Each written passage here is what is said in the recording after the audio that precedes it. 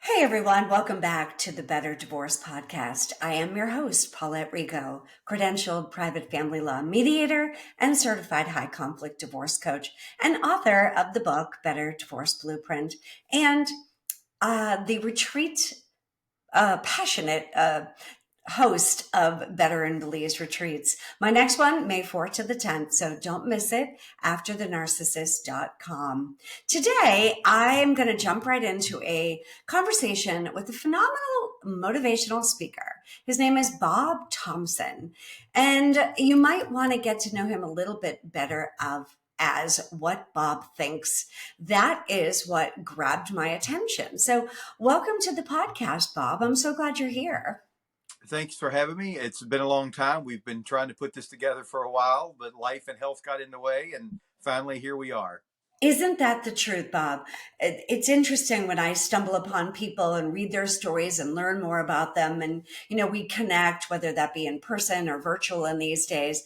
Life gets in the way, right? So it's already 2024. Hard to believe we're wrapping up January. But now that January is almost in the books and you're probably listening to this in February, let's jump in a little bit about what Bob thinks. So without reading your entire bio, Bob lives in the Chesapeake Valley area in Virginia and is a real estate agent by trade now, but he's had a very long work history.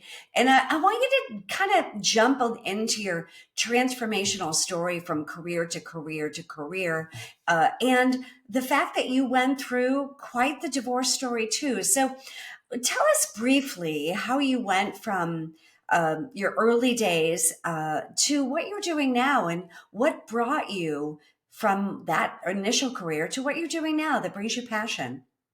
Okay, so essentially, I was a chemist for 9 years. I worked in a chemical plant. And in probably 2005, I was going back to school and I'm sitting in freshman chemistry with my own lab coat with my name on it, my own supplies. And I realized that I was miserable. 12-hour shifts, 15 bosses, the whole 9 yards. And something just came over me. So I looked into several different, vocations and things that I felt like I could do or be good at, started buying real estate and realized that I really enjoyed the hunt, the negotiation, that piece of the real estate, not really owning it, the real estate agent end of it. So my ex-wife, or my now ex-wife, we will call her, put a 3-year plan together and we got it done in 2 years. And in 2007, I walked out of the chemical plant and went full-time in real estate. And then in 2018, I had 2 heart attacks and a quadruple bypass. And again, and we'll talk later about the persistent progress in the self-check. Using that, I was able to rebuild my life and my business, which had been completely shattered. And I started getting into real estate coaching and mentoring in early 2019. It's something I had been asked to do for a while, but I kind of, let's be honest, were a bit more selfish about it and put it off and put it off and put it off, and found that I really enjoyed it and have since then, made a transition into motivational speaking and things of that nature. And it's something I always wanted to do, but again, it was a book on the shelf that I just hadn't opened or didn't feel like I could. And I suffer, I wouldn't say suffer, but I have a fair amount of imposter syndrome, and that has been known to keep me back from time to time. So I try to be honest and upfront about that, and eventually, continue to make those transitions and move forward. Beautifully said. I want to not skip over that poignant comment you made about there was something in you when you were working in the chemical factory world that just didn't sit right. Like you, I don't know whether, like, what was that aha moment when you're in your original career and you just had this inner knowingness? Like what was that? Was it something that your head was saying? It just didn't feel right. Was it a whisper that said, Bob, get the heck out of this job? Like, like what made it, because a lot of people ignore that, and I don't want to skip over that. That is so important, because you could still be in that job, right? I Yeah, mean, because there are millions of people out there that have careers, jobs that they're, I hate to use this word, stuck in, and they stay stuck because, well, that's the job I picked, and that's the life I created, that's the one I chose. You own it, right? What do they say? That's, I made my bed, I got to lie in it. I hate that saying. Like, what was it that made you say, I got to listen to my soul? I had had that job and it was a good job, paid decently for the time period, good benefits, the whole nine yards. I think honestly, it was little. I was going back to school for, at the time, um, I can't even remember what I was going back to school for. All of a sudden, it skipped my environmental protection. When environmental protection was still fairly new, there really was no diploma course. It was, you could get a 2-year certificate essentially, and Yeah. I'm literally. And I was already miserable. And let's be honest, nobody wants to be around somebody that comes home after 12 hours and is groaning and moaning about their job and all of the politics that go involved in it and all of that. So I was already unhappy. And I'm literally sitting in freshman chemistry with, at that point, I'm 30, 31, and I'm surrounded by freshmen in freshman chemistry, and I'm just miserable. And like the light, it literally was just like that. It was like, okay, this is not going to work. I can't see myself doing this for the next 15 years, and I'm miserable. I've got to find something else to do. And that's really what sparked it. And it just doesn't work. And it was the greatest thing I ever did. And the best thing, there's never been a prouder moment in my life is walking out of that chemical plant in April of 2007 on my last day. And the fact that we did it in 2 years instead of the original three meant a lot to me also, because I was, I had to do, I had to be me. And I don't play well with others, whether I hate to say it, but it's true. I don't do well taking advice from 15 different people, or being told what to do by people because I'm in a corporate environment and all of that. It just doesn't work for me. And that really was what it was. Sitting in that classroom, burning cork with a Bunsen burner, I was like, I'm done. And I literally, and I was transparent about it. I told my boss, I'm like, I'm not going back to that class. I'm done, you know? Mm. I'm getting goosebumps because I had a very similar moment, and most people do, but a lot of people uh, just push it down, keep pushing it down. When you said this isn't going to work anymore, I had to be me. Being connected and strong enough and resilient enough to fight the external pressure to keep doing what you're doing and make that shift in your life changed the success of the career that you had. So kudos to you for that. It's not easy. A lot of people stay stuck, right? And that moment that you just said, this isn't going to work anymore. I had a very similar situation. I'd been in a job for uh, 10 years and I hated it. And I kept pushing it down and smiling and pretending everything was wonderful. Everything was great. I had the perfect career, the perfect marriage, the perfect family. Who am I to want something different? And I kept denying and pretending to myself. I would even journal about how miserable I was and then close it and put it aside and then reread it and go, yeah, but I can't tell anyone. They'll get so mad. And think of all the people I'll piss off if I be me, and I'm really sharing how miserable I am, and choosing a career and a life that just felt like somebody else's. It's more common than we realize, right? Oh, Do you agree, or how do you feel about oh, definitely. I see it all the time with people that, and I get it and I understand where it comes from. There's so much negative space in the world, and we all have our own, imposter syndrome issues, or whether or not we feel worthy to move into a different space. And I think that's I think it's a way bigger problem than I it? think people realize, if truth be Right. told. The imposter syndrome. That's why I preach, a lot of times to young people, work in the dark. Because the when I worked at the grocery store and was frozen food dairy manager and took the job at the chemical plant, I had people even then telling me that, this is the best job you're ever going to have, and you could have been a grocery manager, and it's ridiculous. And when I left the chemical plant, I had people, again, same thing. This is the best job you're ever going to have. You're not. It's 2007. We're in the middle of a recession. You're never. There's so much negativity, and people are just. I don't understand why they go that direction to where, okay, well, this is a stupid idea, and you can't do this, and you can't do that. And even when it's something as simple as, dude, I was working at the grocery store, and you really think I can't do better than the grocery store? That's ridiculous. And that's why I'm always like, work in the dark, make your moves in the dark, because the more people you tell, the more people are going to tell you that you can't, or they've already stereotyped you into a particular corner.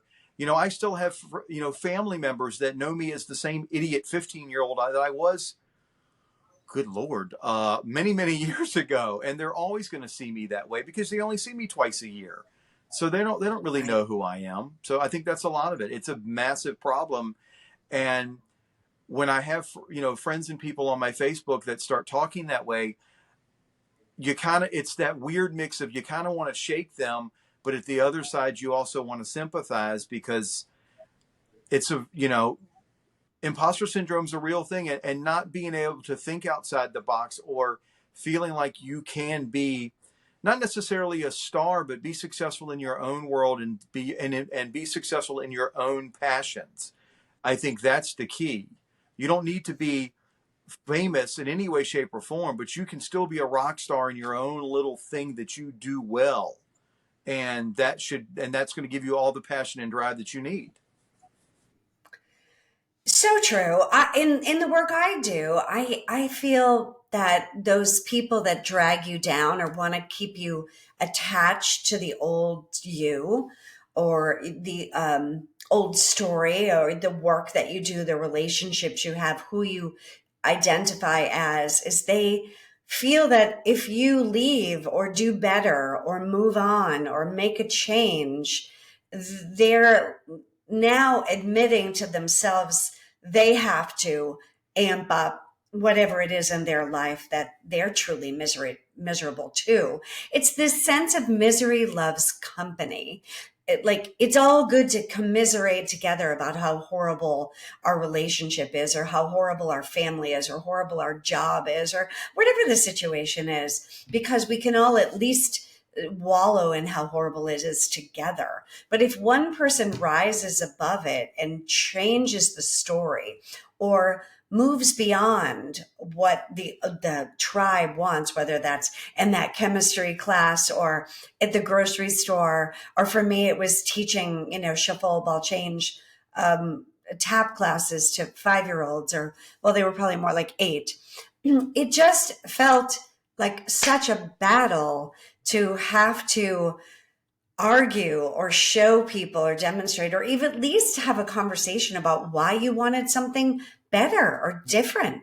Most people like when you're miserable because, again, misery loves company. And when you move out of that bubble, it kind of pisses them off. Yeah. And it's hard to, when we start transitioning and making changes, it's hard to explain to our people why we're doing what we're doing. It's easier to explain it to a stranger than it is somebody that Like, Hmm. I had somebody ask me one day, point blank, at Thanksgiving, as a matter of fact, was like, well, you're doing these podcasts and all of this. Do you hope to monetize this one day? What is the point of doing the podcast? And I had to Mm. basically let it out on the table and be like, I do these podcasts because number one, I think they're important, and somebody else decided that they were important and they want me to speak on it, and I want people to learn from my stupidities and my mistakes, and I'm Mm. okay with that. And I point blank told him, again, after going through what I've gone through, I don't really care what anybody else thinks at the end of the day. So I'm okay with that. You can, you know, say what you want to say. And he was like, okay, that makes sense. But it was hard. And it was harder to explain that to him, somebody that I've known since he was a child, who his older brother is my best friend. So I've known this person forever. It was harder for me to put into words and be transparent and be open in front of people that I've known forever than it is for me to walk into a group of students at Regent University and tell them and say the exact same thing and say it with confidence. And as Les Brown would say, say it from your gut and from your chest. And I was telling him what I'm saying, and I'm stumbling over my words because there's people in that room whose opinion I do care about. And my best friend is standing there. And Mm. it was harder to do that than it is to speak to somebody that you don't know. It's a fascinating thing. Yeah. It's so true. I can reminisce about many, many conversations I had with an acquaintance or a complete stranger that I could eloquently explain or answer a question or really listen to their situation from a different, fresh perspective versus someone that I knew intimately my whole life, because there's so much baggage or agendas that they have too. That's a very difficult thing. One of the problems in divorce is mitigating those outside influences that are already a part of your sphere of influence, being the nuclear family or extended family, coworkers, et cetera, because everybody knows you or thinks they know you. And explaining something to someone when they believe they already understand something, when they don't, or you haven't taken the time to explain it to them, makes it even more difficult because they don't like hearing what it is you have to say. That explanation to the checkout girl or the barista or just anybody is like a fresh, clean slate. I can relate to it in many ways. I'd like to jump a little bit into what you mentioned, this persistent progress and self check. Tell us a little bit about what that is and why it's important for people to have a persistent progress and self check.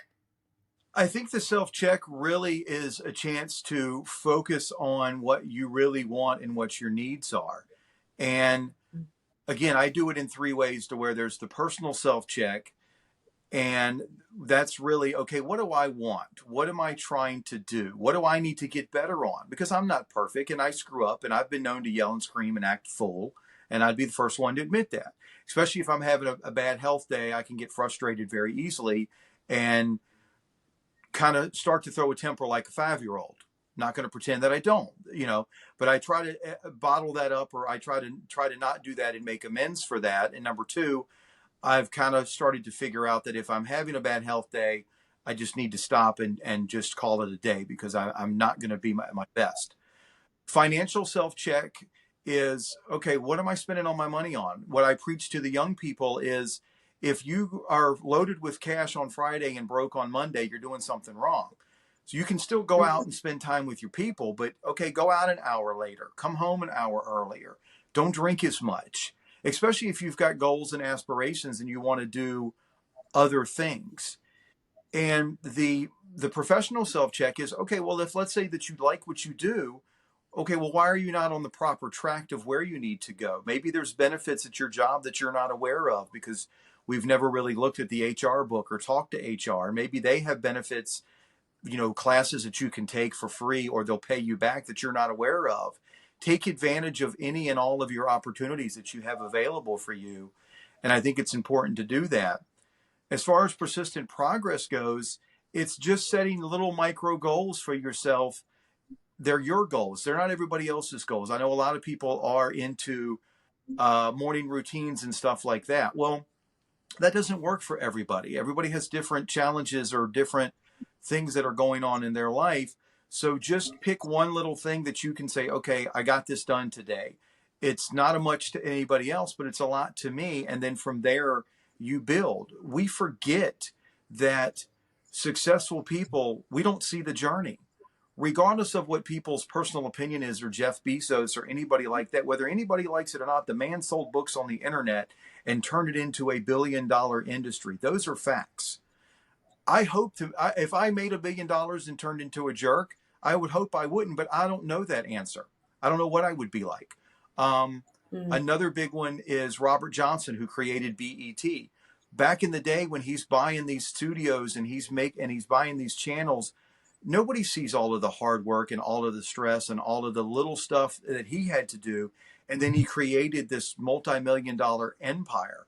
Unless we're part of that person's journey, we don't see any of that. And you just have to be patient and take your little steps and do your little thing and count your victories, because they make you feel better, which means you're willing to continue to work and you'll continue to get where you're going eventually. Nobody does it overnight. We only see the final step. We don't see the hard work that goes into it. We just don't.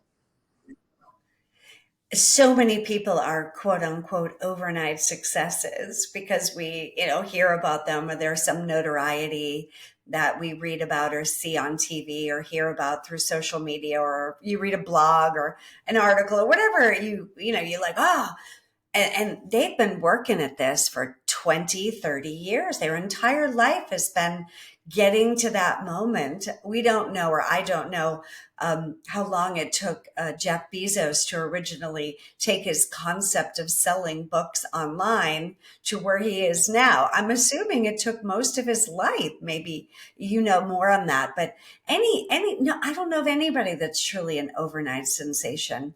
Life is all about moving into your next step and growing. I would never have thought that when I was in my 20s studying journalism and communications in college, that I would have gone through a very difficult divorce and have created a transformational business to help thousands of people avoid court, save a ton of money, and divorce swiftly through the journey, the process, without stepping foot in court. It's just an amazing. If you had said that to me, if you met me in my 20s, I would have gone, what are you smoking? I have no idea what you're even talking about. Wouldn't have been something I even wanted to consider. But stepping into your story and making it an ability to serve others is key. And And having gone through your own divorce yourself, um, without going through the whole story, but I don't want to be remiss and skipping over that, because this is really an important part of what's made you a powerful speaker, and to motivate people, is those two heart attacks that you went through and that difficult divorce, let alone making the decision to leave one career and move into another. So what would you like people to have a takeaway, in the best tips that you can give them about your own personal story with having gone through divorce yourself? the having somebody that is an alcoholic and will not give it up. Hmm. When I finally, and we had been back and forth with this, and I had been trying to let her know, hey, we've got to change. This is the things that we can do together to make changes. I'll support you and all of that. I literally can remember the day that I told her we were done. Like, I sat her down. I came home 2015. I came home from a real estate conference. I got my first $1 million listing. It was a bank owned property. So she picked me up from the airport Saturday morning. And the reason she didn't pick me up Friday night, because I knew that she would be drinking, and I knew that she wasn't going to leave the house or want to leave the house, and was going to be angry if she couldn't drink, because she was going to have to pick me up late Friday night. So I stayed over. She picked me up. We went to the new property first because I wanted to check on it. And it's $1 million listing, which in my market is pretty big time. It may not mean a whole lot out in LA and stuff like that, but in Virginia Beach, Virginia, that's big boy. That's me coming into my own as far as I'm concerned. And she was mad that I had to take pictures of this property, and I'm like, that's a lot of coin coming in our pockets. We're going to win that together. And that Wednesday, I sat her down. I said, things have got to change. I said, I'm unhappy and I would like us to make some changes. And she looked me dead in the eye and was like, I'm fine with the way things are. And I said, okay. I said, I'm going to go get a hotel room and pack a bag for the night. And tomorrow I'm going to my dad's for the weekend. And that's what I did. At the end of the day, you know, I struggled with that for a while, because she ultimately chose that bottle over me. At the end of the day, that's what she chose. That's where she had gotten to that point. And I don't know if I could have done anything else to fix it. I know that, we had tried to go to couples counseling and, do the therapy and all the stuff that we were supposed to do, but she couldn't let it go. And and I struggled with that for a while. And then I accepted the fact that that's the way it was, and there's nothing I could do about it. And I made sure she was in my eyes, in my opinion, and from what I did on the paperwork, that I did the best I could to take care of her along the way. So at worst case, I knew I could walk out of that with my head held high. And then once all of the barbs and the comments were made, then 6 months later, people were coming to me going, "Hey, I was wrong." People that were mad at me because they were under the impression that I just walked out and left her, completely out of luck, found out that wasn't the case. And sometimes you just have to keep your mouth shut and let people say what they're going to say. It's just, Yeah. the biggest thing I can say is make your plans in the dark. I hate to say that, and I say that about a lot. Keep your mouth shut, because people are negative, and you can, especially when you're in the middle of a divorce situation and you've got couples that you're close to, you don't know what's being said on the other side. So just make your plans and set it up and just do it, and know at the end of the day it's going to suck. Let's not pretend that it's not, but you're going to come out the other side of it, and at the end of the day be way happier than you ever would have been if you'd have stayed in your situation. And that's pretty much with anything. I mean, that's just the way it is. Make your plans in the dark. I love that. I made that mistake myself, thinking I believe that the number one mistake people make in divorce is they trust their spouse to do the right thing. Um, and they feel, well, this is the person I fell in love with.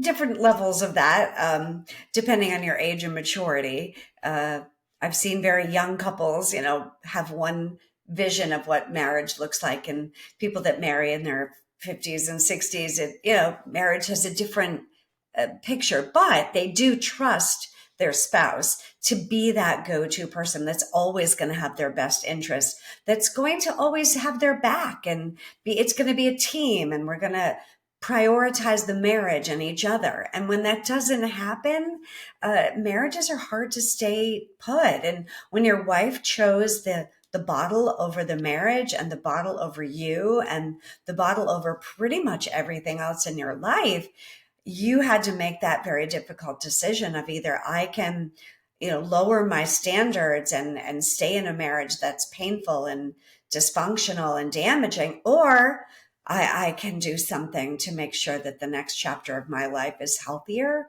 And like you said, it sucks. There's no, pardon our French, there's no easy way to look at it, right? But when then you say, well, I'm going to trust my spouse, and we're going to have a conversation, and we're going to be able to come up with an agreement or a plan. And if you share too much, like Bob said, working in the dark isn't always a bad thing. Now, it does sometimes help to have an expert with you, Definitely, making definitely. sure that you have that. So you're not just living in solitary confinement in a bubble of fear and feeling frozen, because that can also have the analysis paralysis Yeah, effect when and you don't make any decisions because you are terrified of that's making a the beauty of mistake. the world that we live in. And I think people don't understand that when I was growing up, your world, your friends, your neighbors were all of that. You Mm, couldn't just, if you lived in a small town, those are the people that you were stuck with, because most of us yeah. aren't going to get up and, drive to California.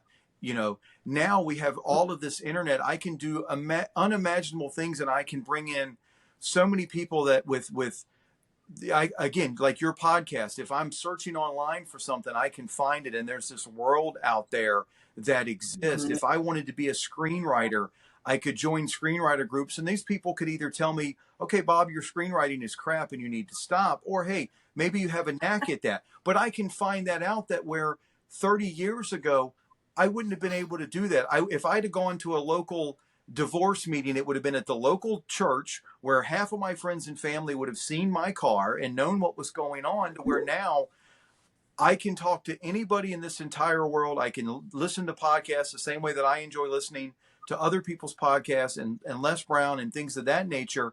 There's so many tools that are available in this world to motivate us, keep us going, and we're getting all of this quality, in a lot of cases, free knowledge that we can get, to where, let's be honest, when I was growing up, it was the Yellow Pages and Encyclopedia Britannica and the World Book and the local library. And I think Yeah. folks forget that. I mean, obviously, I don't at almost 52, but that's the beauty of where we are now. And I think that also says a lot to the divorce statistics and stuff like that, because those options weren't available in the 60s and the 70s. And if you're, and a lot of times if your husband was going out and getting drunk and then coming home, you just had to deal with it. There was no, it wasn't a thing, or you would be shunned by your people, your church, or whatever the case was. And now you have all of these options available, and you can put your foot down and say, I'm done, and walk away. And there's nothing wrong with that. And there's, you'll find who you're eventually, hopefully find who you're looking for and who's going to be that person. I got a buddy of mine whose mother's been married 5 times, and their first 4 marriages were in and out. And the 5th one has stuck for almost 30 years. And we always used to make the joke, well, your mom finally found somebody that could put up with her, or, not, or put up with her, or love her enough, whatever you want to call it. And sometimes you just got to keep moving on, unfortunately.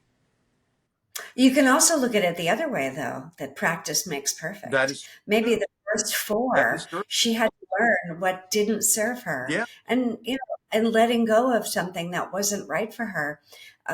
I remember I got married in '88, and there was, we had we did not have cell phones. We still used what were those things called? Payphones. Yeah. Yeah, payphones.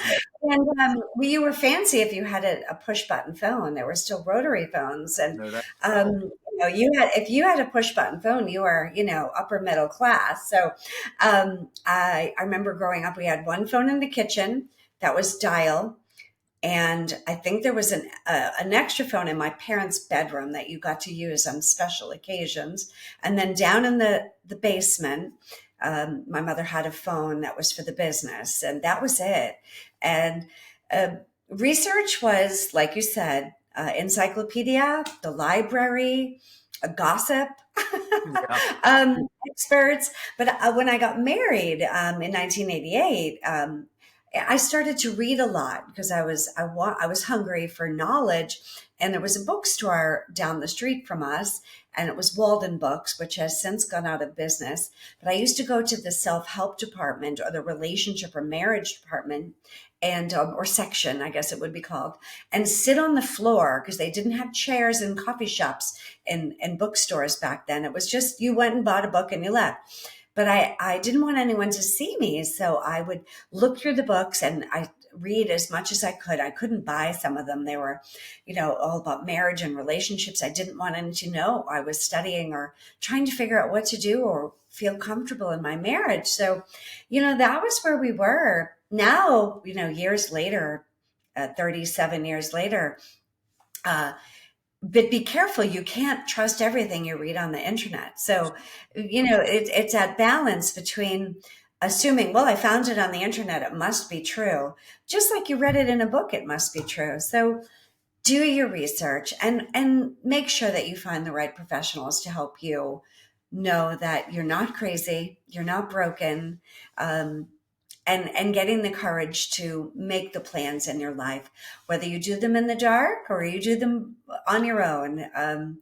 Make sure that you feel supported on that journey. So what's the best way for people to find you and learn more about your work and follow you?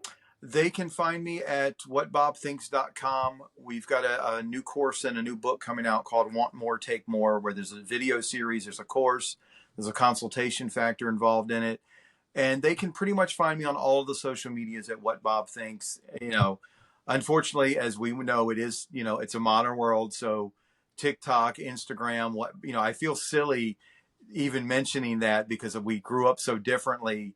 But yeah, I'm there on the Instagram, WhatBobThinks.com, Facebook, LinkedIn, the whole 9 yards. So, and quite honestly, they can always send me an email, reach out, send me call me. Obviously I'm a real estate agent also. So my information is quite public, and I'm still one of those people that answers the phone. So I have no problem. And sometimes I like getting random emails and random phone calls, be like, hey, I heard what you did on this or what you said on this podcast, and I really appreciated it. And thank you for that. I absolutely love that. And I'm always here to try to help out and do what I can. Or at worst case, I find by reaching out to people, they can point us in the proper direction. So in my case, I could reach out and go, well, I don't have that answer, but I can send you over to the Better Divorce podcast, and maybe you can get your information there, something of that nature. I think it's important to have those people that may only be in your life a short time, but can connect you to the next best step. Exactly. I love it. WhatBobThinks.com. You can find him there. He's full of stories and skills that can help you improve your life. Having gone through divorce himself and learn to find that little voice in himself that learned what was best. So make sure it's a better situation and, of course, a better divorce. I'll see you guys next time. Thank you. Thanks for having me.